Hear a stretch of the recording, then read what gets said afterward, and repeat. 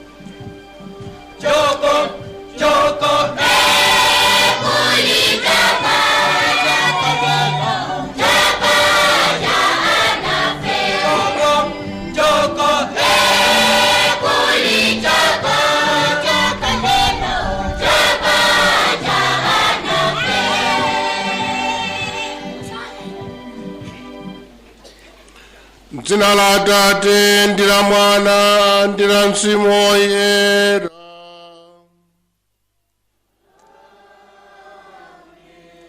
Mtendere ukhale nanu.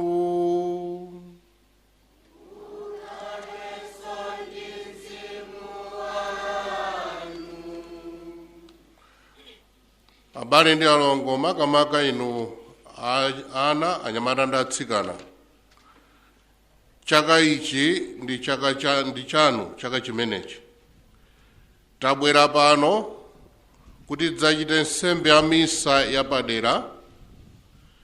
Choyambirira tikukumbukira Ambuye Yesu ali mwana adamuonetsa kwa anthu ku dziko lonse lapansi.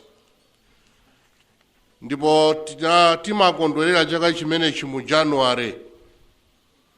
Koma tinaona kuti tikondwerera chaka chimenechi lero, poonanso kuti nthawi inoyi mwezi uno ndi pamene inuyo anyamata ndi atsikana makhala kuti mwina muli ma holiday. Ndi misa iyi ndi yanu, kwayayi mukuimbira bwino kwambiri, ndipo ndithokoze onse kuyambirira nsanambe misa ino amene mwabweretsa ana osiyanasiyana. Ena ndi makumi anawo munsewumu, timangoti awatu akupita kumponera, samabisika ya amachita kuonekeratu kuti anawa ndi athu. Mwachokera maparishi osiyanasiyana mu dayosisi yathu ino. Ndiye tifuna kuti tikupempherereni amene muli ku sukulu, Mulungu akudalitseni ku sukuluko. Ndipo inunso amene mumathandiza anawa ku chalichi kuno, machalichi maparishimu, kuwaphunzitsa. Ena kuti alandire ukaristiya, ena kuti alandire ulimbitso, nanunso aphunzitsitsidwe kuti tikupempherereni pa misa ino. Ndiye ndikuona kuti pano tutadalatu pano. Ine ndimaganiza kuti tabwera mabishopu awiri koma tilipo atatu. Kunoku kuguwa kuno ndabwera ndi abishopu amene achoka kutali kwa basi, amene wachoka ku Kinshasa, ku Democratic Republic of Congo.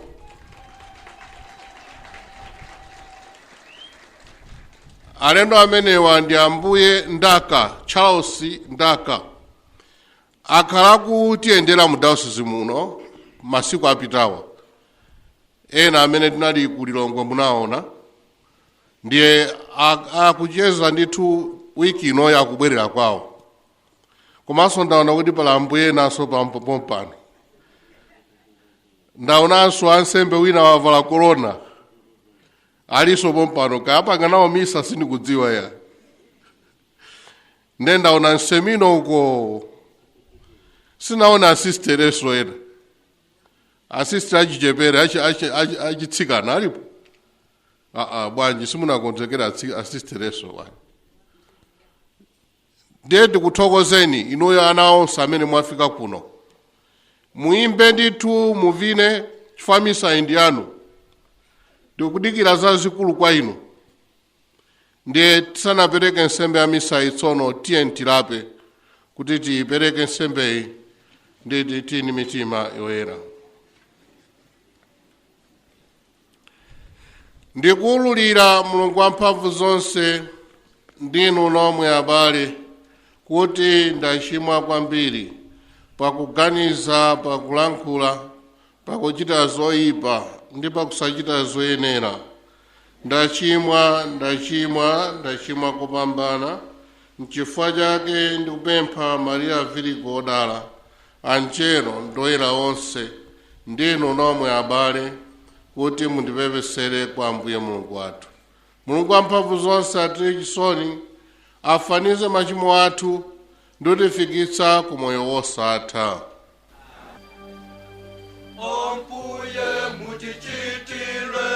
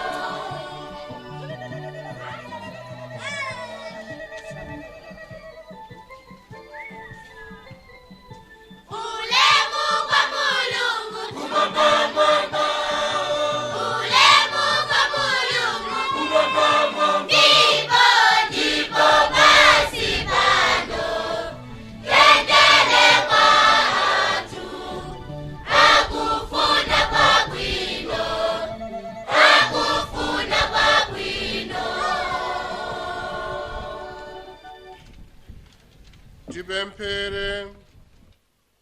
Inu Mulungu wathu mudawunikira anthu a mitundu ina kuti azindikire mwana wanu pakuwatumizira nyenyezi yawatsogolera mchira. Tupemphani ife amene tidayamba kale kudziwani, mutikhazikitse mchikhulupiriro chanu ndi kutiperekeza mpaka tikaone ulemerero wanu kumwamba, mwa mwana wanu Yesu Khristu Ambuye ndi Mulungu wathu, amene ali ndi moyo ndi ufumu limodzi nanu Mzimu Woyera, tsopano ndi pa nthawi zosatha.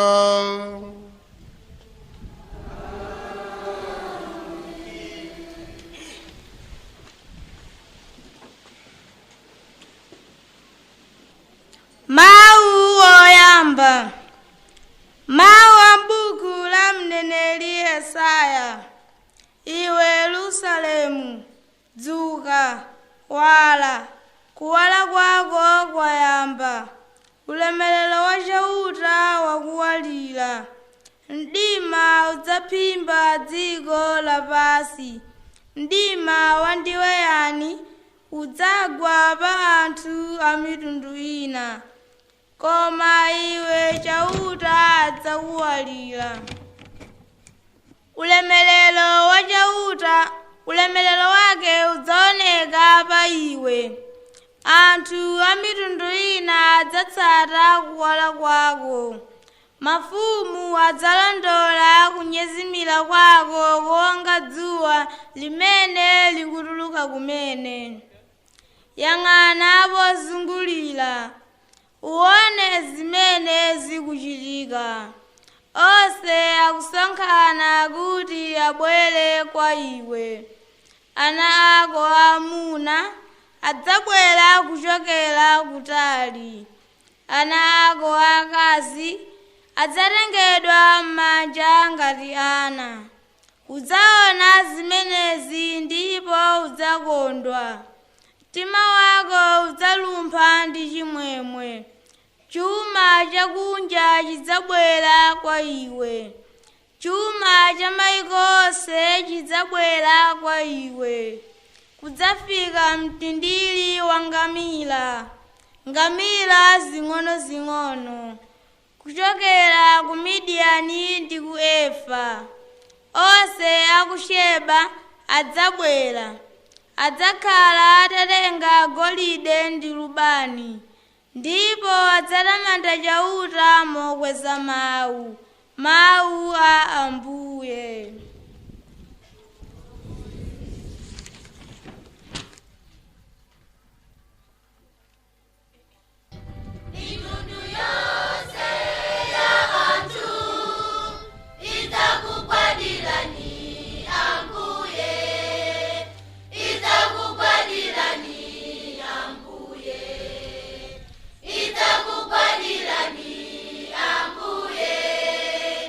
Itakupadirani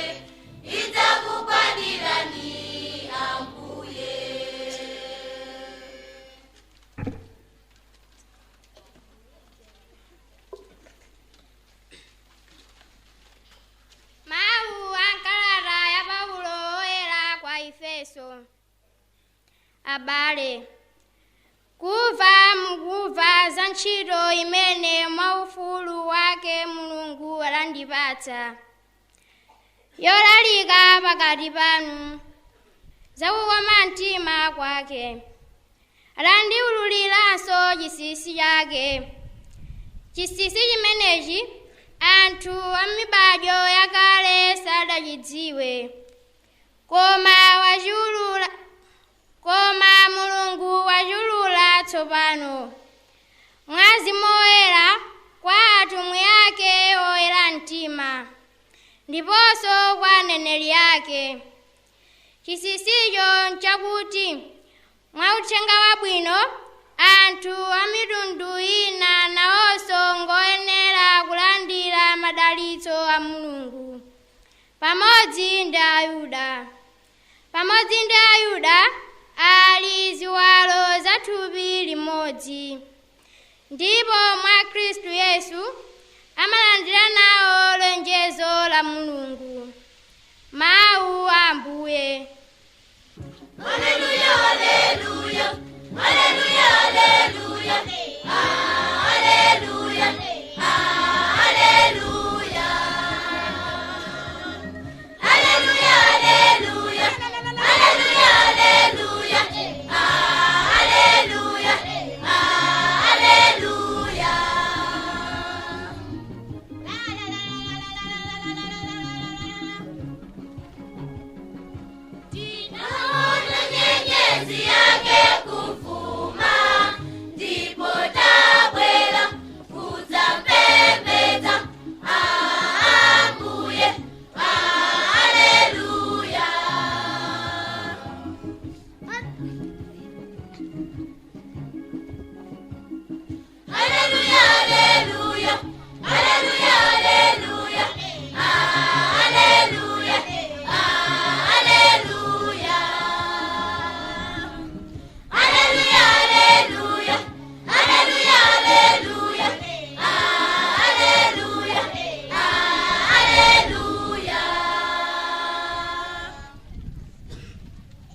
Ambuye akhale nanu.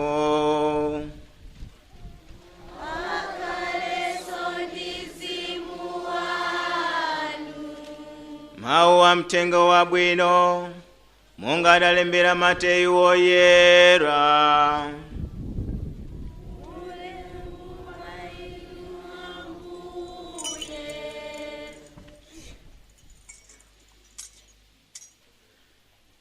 Yesu adabadwira m'mudzi wa Betelehemu m'dziko la Yudeya pa nthawi imene Herode anali mfumu ya dzikolo. Yesu atabadwa, akatswiri ena anyenyezi adadza ku Yerusalemu kuchokera kufuma.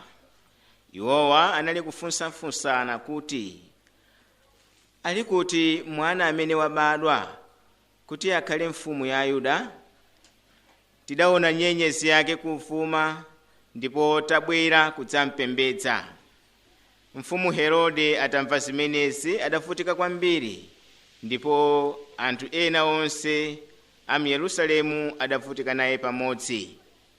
Tsono iye adasonkhanitsa akulu a ansembe onse ndi aphunzitsi onse a malamulo a Mose nawafunsa kuti, kodi mfumu yolonjezedwa ndi Mulungu ija idzabadwira kuti?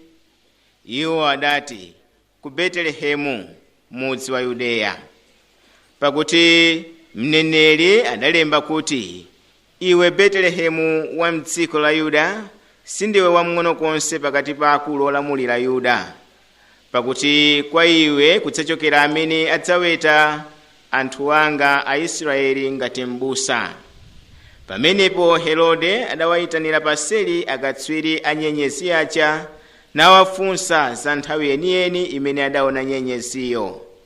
Ndipo adawatumiza ku Betelehemu nawawuza kuti, pitani kafunsitseni za mwanayo, mukakampeza mudzandidziwitse kuti inenso ndidzapite kukampembedza. Anthu aja atamva mawu a mfumu adanyamuka. Ndipo nyenyezi ija imene adayiona kuvuma idawatsogolera mpaka idakafika ndi kukayima pamwamba pamalo pamene panali mwanayo. Atayiona nyenyeziyo adakondwa kwambiri ndithu. Adalowa mnyumba naona mwanayo ali ndi Mariya mayi wake, ndipo adagwada pansi nampembedza.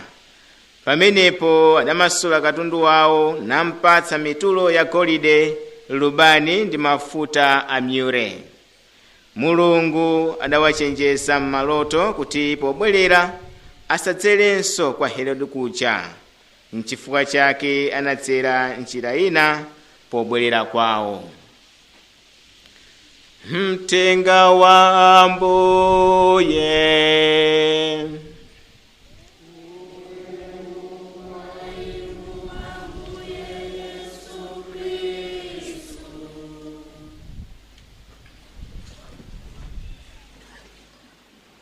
Moni anyamata ndatsikana nonse. Mwaenda bwanji ulendo? Ena kuti mwafika usiku edi? Ndiye makonda mpingodi. Ndiye takulandirani ndi manja awiri, atilandira titero, fa inenso andilandira pano. Nanenso ndabwera mmama omwe uno. Koma mmene ndimabwera pa nsewu, nimaona ena mwa inu muli magalimoto osiyanasiyana, mukubwera kuno kudzachita misa imeneyi.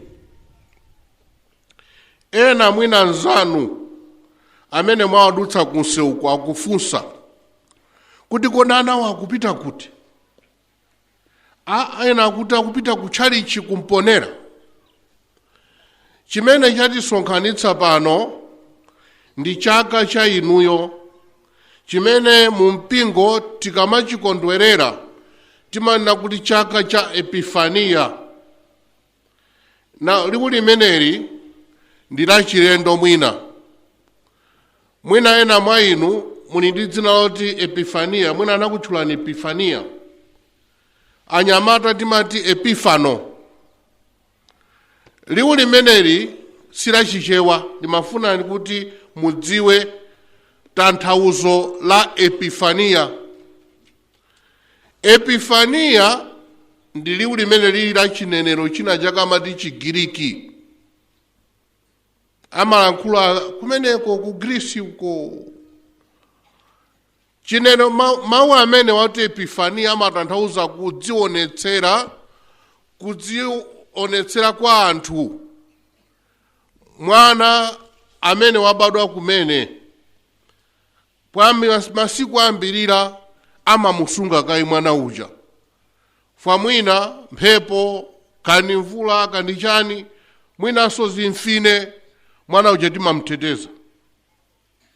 Nde mwana uja akakhala kuti akuone kuti tsono ali ndi mphamvu, ndi anthu amabwera kudzaona mwana. Simomwe munaonapo mwana atangobadwa kumene zimasangalatsa tu. Anthu amachita kulimbirana kuti agwire anyamule mwana. Ndi mphatso ya Mulungu. Inu nonse amene muli pano mutabadwa, anabwera anthu kudzaona kuti kunyumba kona kuti kudzaona mwana, kudzakunyamulani, kukusilirani.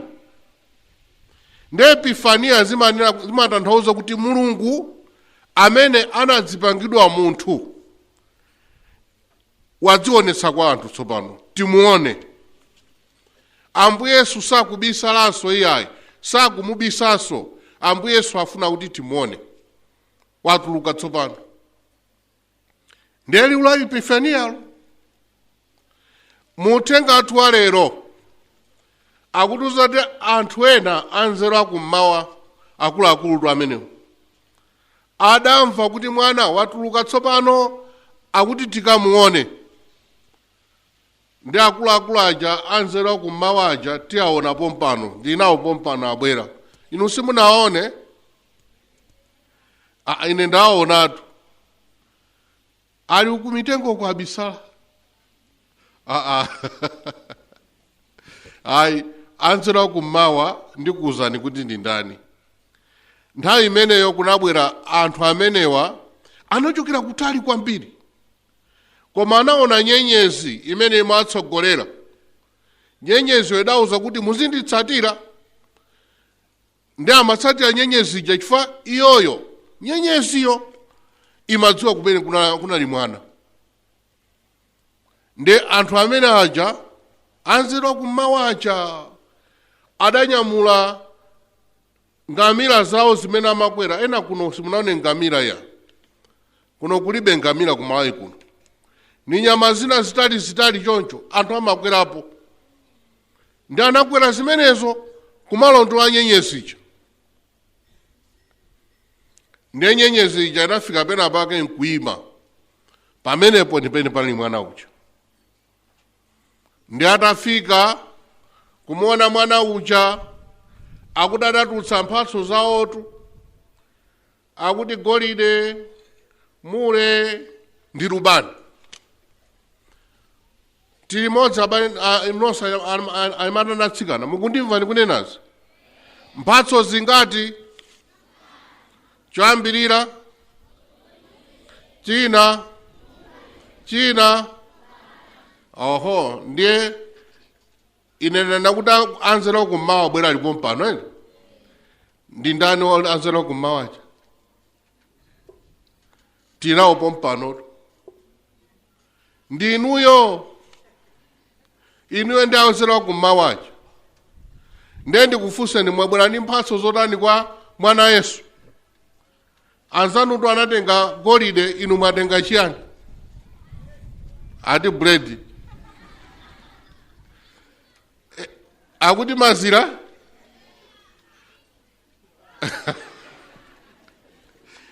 Wina akuti watenga mazira, wina watenga chani? Bread, wina kingfish. Ya, amene atenga mphatso zawo akweze mikono. Ojepa twe. Amene sana atenge kwezanibe mikono tikuone.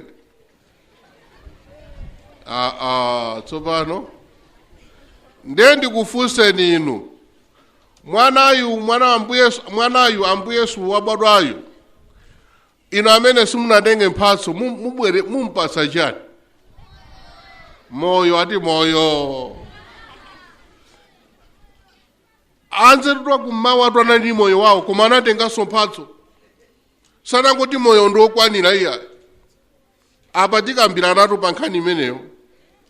Mwandimva? Ena mwana kuti moyo ndi wabwino zona kuti mupereke kwa Ambuye Yesu, koma moyo siwokwanira okha iya. Musa wakuti mutulutse mphatso mupereke kwa Ambuye Yesu. Tili modzi? Chabwino. Ndi anzeru akummawa aja asanafike kukaona Ambuye Yesu, anakumana ni munthu wina wake uipa mtima kwa basi, amene samafuna kuti akakumane ndi Ambuye Yesu. Munthu ameneyo anali mfumu wotchedwa Herode, amene tikawerenga m'malembo era, amene akangooneka wina akamafa nthawi yomwe. Pamene pali Herode wina akamamwalira. Ndiye Herode atamva kuti akuti kwabadwa mwana wa Mulungu, mfumu wa dziko lonse lapansi pano, sanasangalale. Jealous. Inu anyamata ndi atsikana munaonapo munthu wa jealous? Wansanjete. Anzake akakha kuti apeza zabwino amasangalala? Sasangalala. Ndiye Herode amene. Ndiye ndikufunseni tsopano, tikambirane pano. aliyense mwa inu muli ndi mphatso yoti mupereke kwa Ambuye Yesu. Mphatso yambiri yachabwino ni moyo wanu. Moyo wanuwo mupereke kwa Mulungu. N'chifukwa chake pano ena apereka kaye moyo wawo akuti adzakhala bishop awali apa. Ena apereka kaye moyo wawo atadzakhala wansembe ndi bishop otonse ndife ansembe tu. Kandi wa bishop kandi wansembe tonse ndife ansembe. Saiwale zimene. Nde wina akapita ku seminary. Ine sindikufunsani koma ndifunsa funsoli muyankhe mu mtima. Kodi moyo wanu mphatso wanu mufuna mupereke kwa Mulungu mudzakhale chiyani, mudzakhale ndani pa dziko lapansi pano? Muyankhe nokha mu mtima musanene ya. Tamvana? Aliyense ayankhe iweyo ukufuna udzakhale chiyani, udzakhale otani kutsogolo kuno. Ufuna adzagwire ntchito yotani? Ufuna udzatumikire motani? Aliyense ayankhe. Ndiye mphatso yambiri ndimene. Amene sapereka moyo wake kwa Mulungu, moyo wake uja umaonongeka, moyo wake umakhala m'manja mwa Satana. Ena mwa inu mwina pano mufuna mukhale m'manja mwa Satana ngati? Ayi.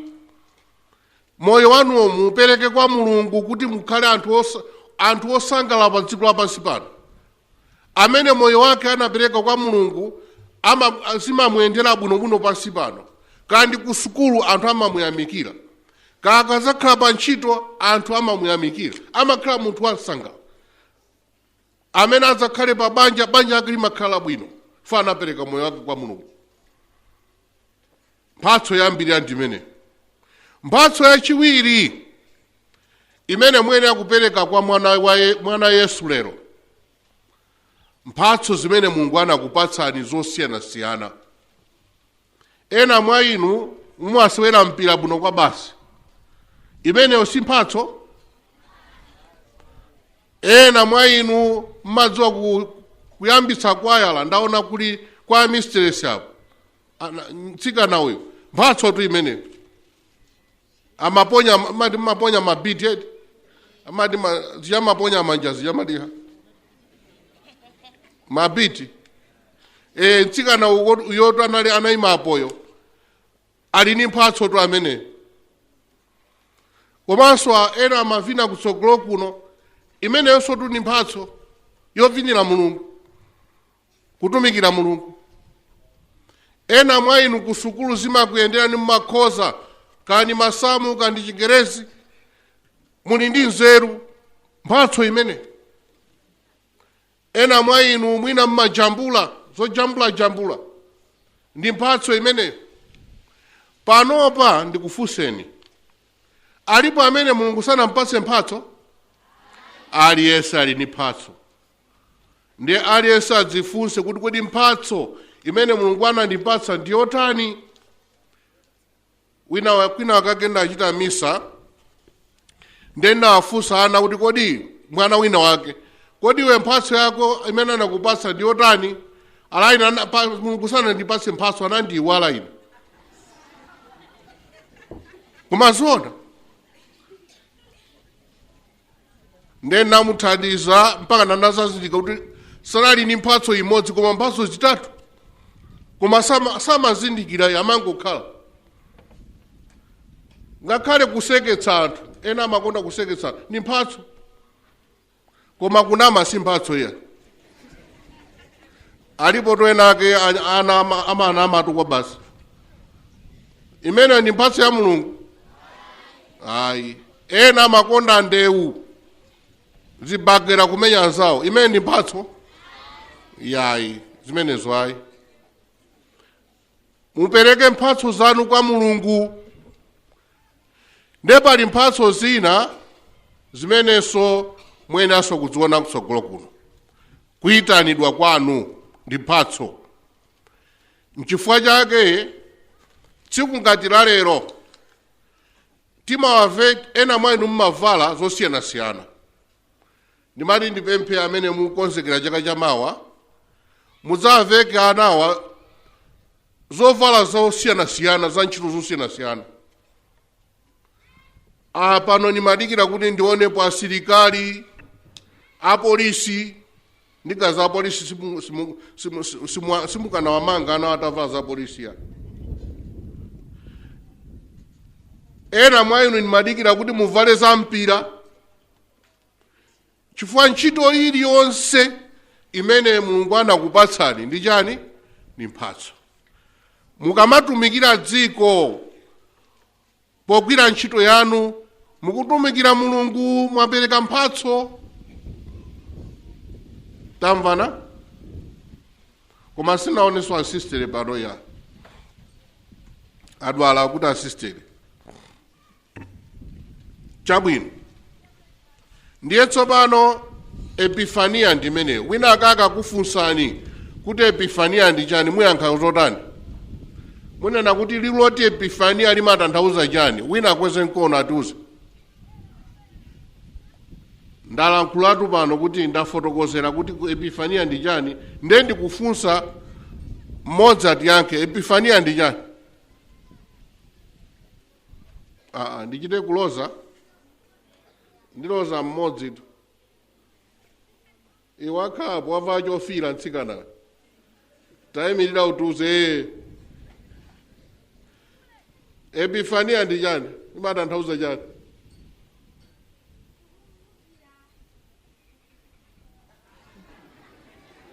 Ya usaope ya. Yankhula ndithu tikudikira kumva. Imatanthauza epifania imatanthauza chani?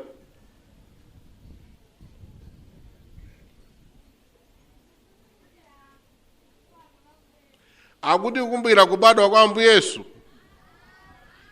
Ayi, wayeserako pang'ono khala pansi. Wina amene afuna ali ndi yankho ndani? Ali kuti? Lankhula. Kuda? Kuoneka? Kuonetsa. Ati anaonetsedwa ni ndani? Ambuye Yesu edi? Chabwino. Anamuonesa Ambuye Yesu ku dziko lonse lapansi. Chabwino. Poti ayankha kale nde tingoyimira pomwepo. Ndiye tiye ndipitize ndithokozenso chikomalizira ndisanapitize msambi yathu ya misa. Ndikuthokozeni chifukwa mwabwera kuno. Ndiye ndikufuna kuti ndikupempheni kuti kulimbikira kumeneku musasiye. Tamvana iti? Ya, Chikhristu chathu tiyena kulimbikira tichipatse chani? Moto iti? Angoyankha mofoka swana wathu. Tichipatse chani? Osabwerera mbuyo iti? Ndiye tikachoka pano kupita mmapalishi mwathu tikayatse moto wa Chikhristu aliyense azindikire kuti ndife tayaka moto. Tamvana? Chabwino.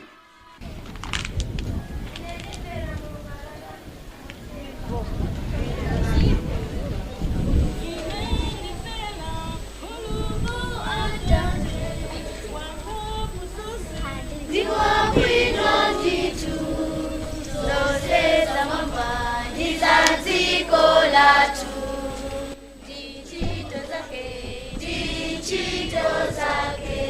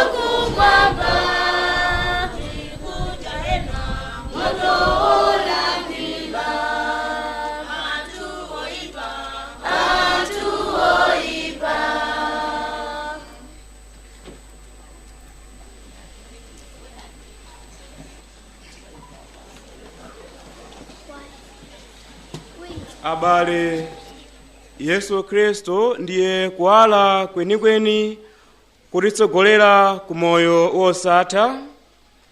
Tiyeni tipemphe Atate athu akumwamba kuti kuwala kwa mwana wakeyo kunikiredi anthu onse okhala mu mdima. Tidziyankha kuti Atate, ufumu wanu udze. Ufumu wanu udze. Ekleziya apitirize ntchito yake yosonyeza anthu onse kuwala kwa Yesu Khristu, pakuwalalikira mthenga wabwino ndi kuwayanjanitsa ndi Mulungu. Atate, ufumu wanu udze. Anthu onse okhala mu mdima ndi mu mthunzi wa imfa atsekulire Mulungu mitima yawo pomufunafuna Iyeyo mpaka adzampeze. Atate,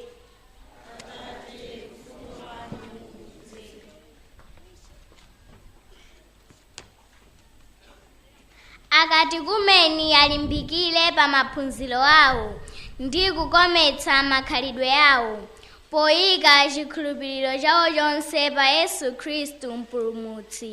Atate, ifenso tonse amene tili muno tikhale orekeseka ndi chipulumutso cha anzathu powapempherera ndi kuwaonetsa mtima wachifundo. Atate,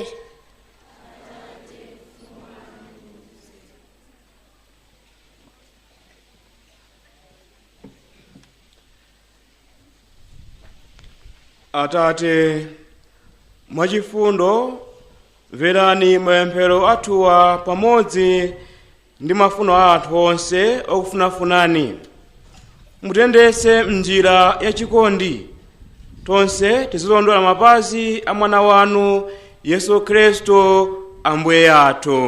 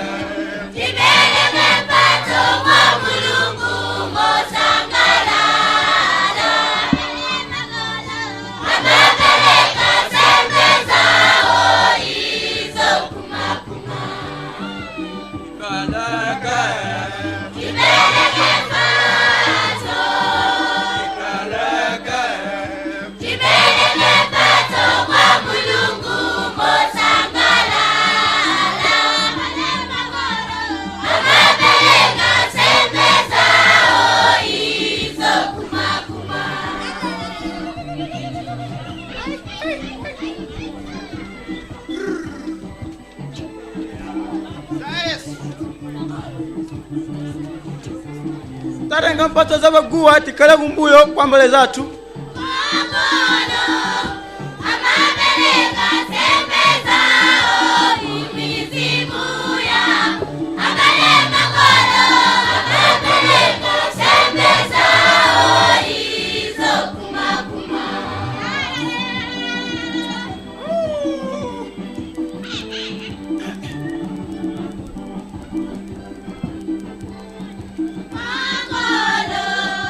Amapeleka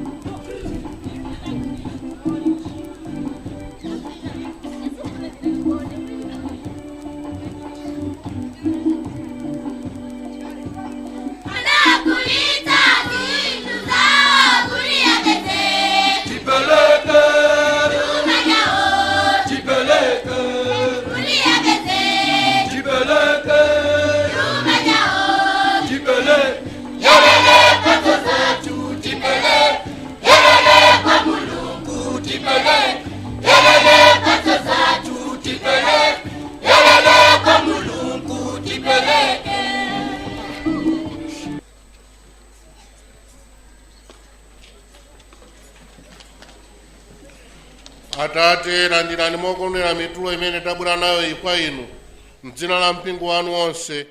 Sitikupereka golide kapena lubani ndi mure monga mudachitira akatswiri anyenyezi aja, koma tikupereka kwa inu Yesu Khristu amene ali nsembe yathu ndi chakudya chathu, iye amene ali ndi moyo ndi ufumu pa nthawi zosatha.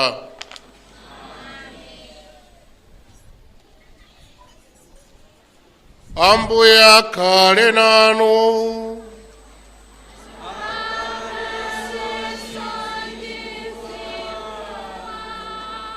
Kwezani mitima kumwamba.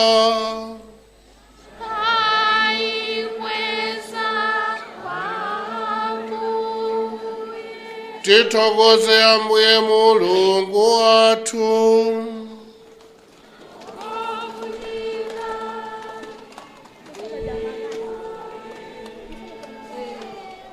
Zoonadi nkofunika ndi kuyenera udindo wathu ndi chipulumutso chathu nthawi zonse ndi pamalo ponse, kuti tikuthokozeni Ambuye Atate woyera, Mulungu wamphamvu zonse ndi wamuyaya, fa kudzera m'misteri ya mawu odzipanga munthu, kuwala kwatsopano kwa ulemu wanu ukaunikira maso a mitima yathu, kuti pozindikira mwa iye Mulungu uoneka ndi maso, tikupeke pokonda zinthu zosaoneka. Choncho limodzi ndi anjelo ndi alikanjelo, mafumu ndi akuluakulu olamula amphamvu onse ndi magulu ankhondo akumwamba, tikuyimba nyimbo ya ulemerero wanu mosalekeza poyimba kuti: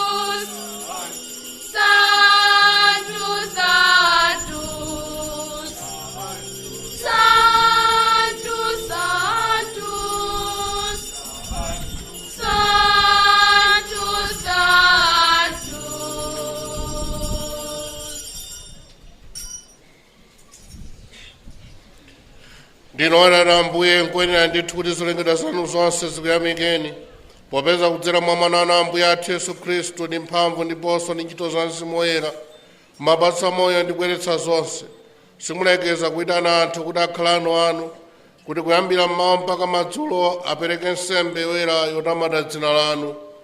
N'chifukwa chake Ambuye tikupemphani modzichepetsa kuti kudzera mwa Mzimu yemweyo mwa chifundo chanu muziyeretse zopereka izo muzadzatula pamaso panu, kuti zisanduke thupi ndi magazi a mwana wanu Ambuye athu Yesu Khristu. Iye yemwe pa usiku umene adali ukaperekedwa adatenga bredi, adakuthokozani nakutamandani ndi kumunyema, nampereka kwa ophunzira ake nati: landirani ndipo idyani nonse, popeza kuti ili ndi thupi langa lomwe lidzaperekedwa chifukwa cha inu.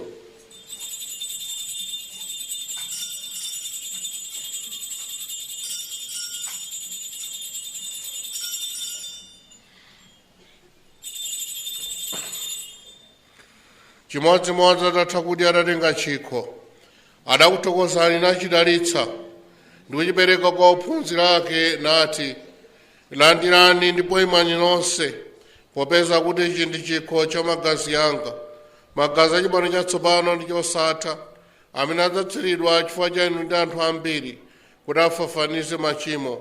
Muzichita izi kuti mundikumbukire.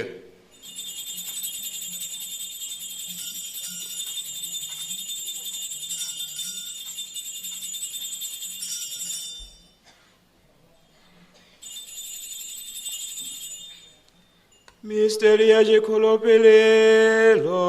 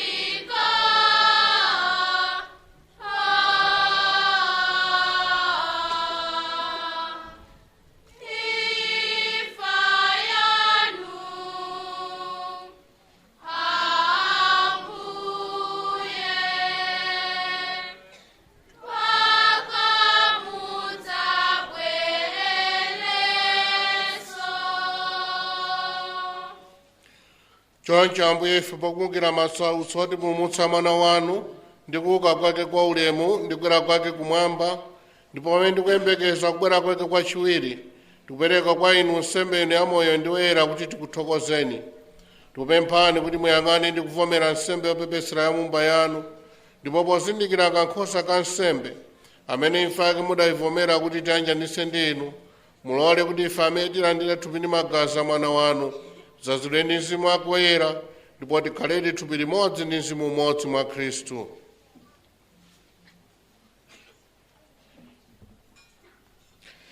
Iye yemwe atisandutse nsembe yokukomerani nthawi zonse, kuti tikalandire nawo sokoma anu, limodzi ndi osankhidwa anu, poyamba Virgo Maria wodaladala amayi a Mulungu, ndi Yosefu wodala mwamuna wake, limodzi ndi apostolo anu odala, ndiponso amalitiri anu olemekezeka, ndi oyera anu ena onse amene timawadalira kuti azitithandiza potinenera kwa inu nthawi zonse. Tikupemphana Ambuye kuti nsembeni yotiyanjanitsa nanu ithandize dziko lonse lapansi pano kupeza mtendere ndi chipulumutso.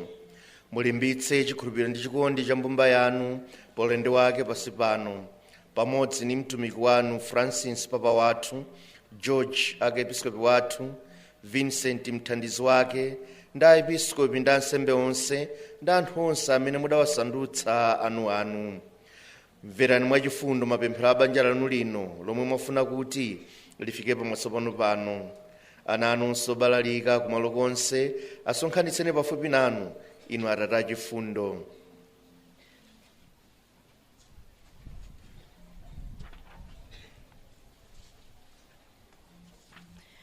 Abale athu amene adatsiya ndi onse amene adakomera inu pamene anali kuchoka moyo uno, mwa chifundo chanu mwalandire mu ufumu wanu, kumeneko nafenso tikuyembekeza kuzafika kukalandira ulemerero wanu pa nthawi zozata, mwa Khristu Ambuye athu, amene kudzera mwa iye inu mwapereka ku dziko lapansi zabwino zonse.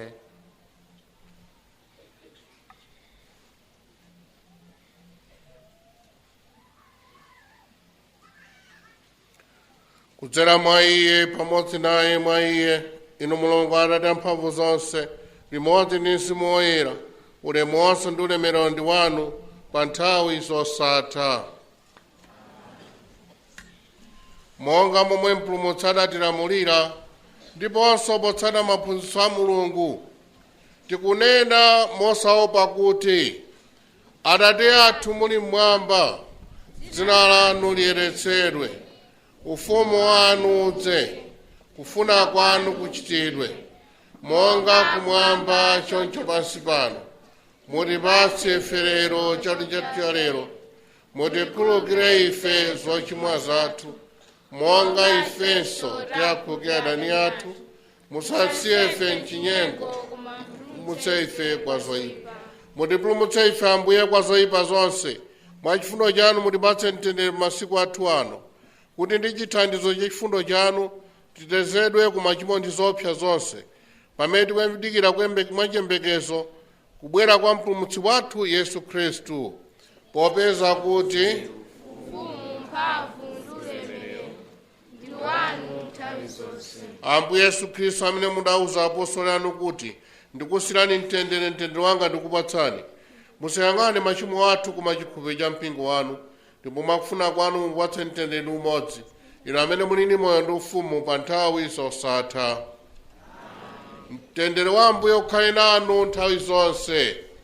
Ukhalenso ndi mzimu wanu. Tiyeni tipatsane mafuno a mtendere.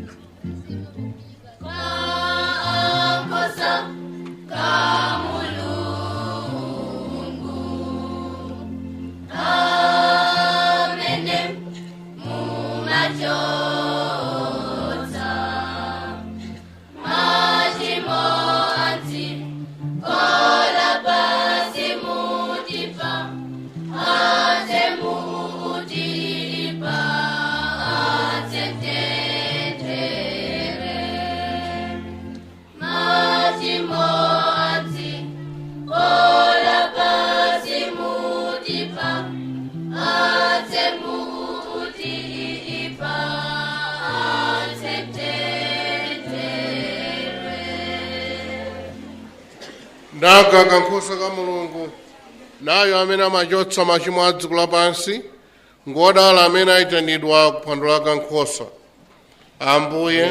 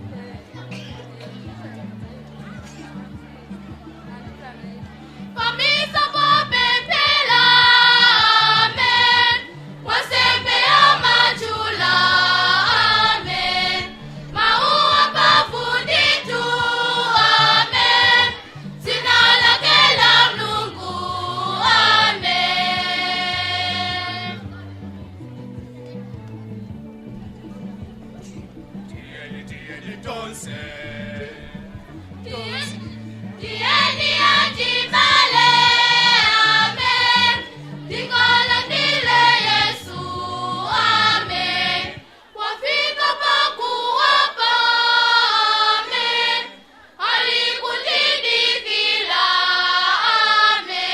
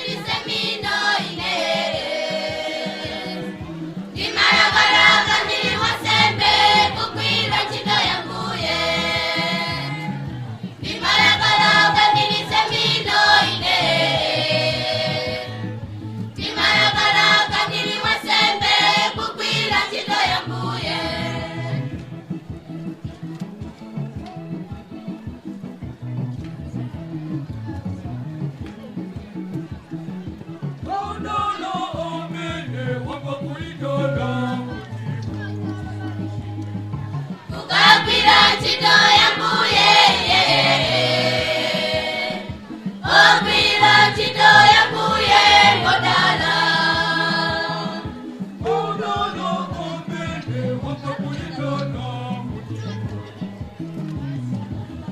Ogwira ntchito ya Mbuye. Ogwira ntchito ya Mbuye ngodala.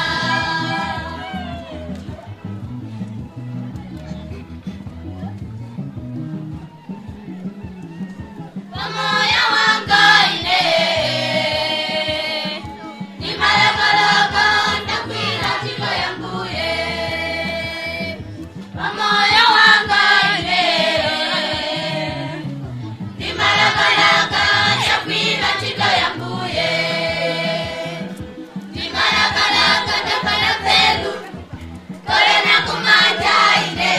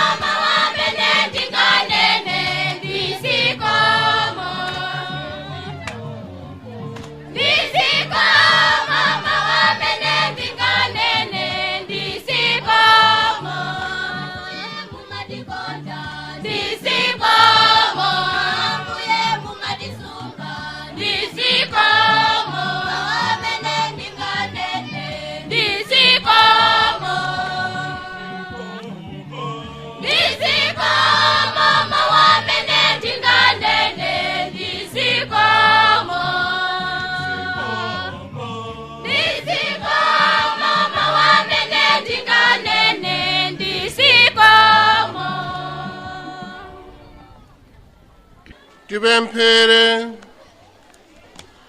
Atate kuwala kwanu kuchokera kumwamba kutiunikire nthawi zonse ndi kutiongolera mzochita zathu zonse. Mulimbitse chikhulupiriro chathu msakramenti loyerali, zilandira ndi chikondi chokulirakulira mwa Yesu Khristu Ambuye athu. tilandiratu maladalitso komaliza ndiye Ambuye akhale nanu.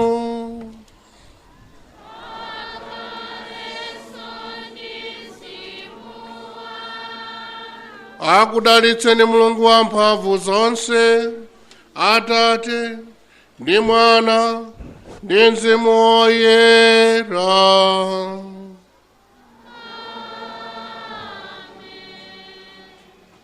Pitani ndi mtendere.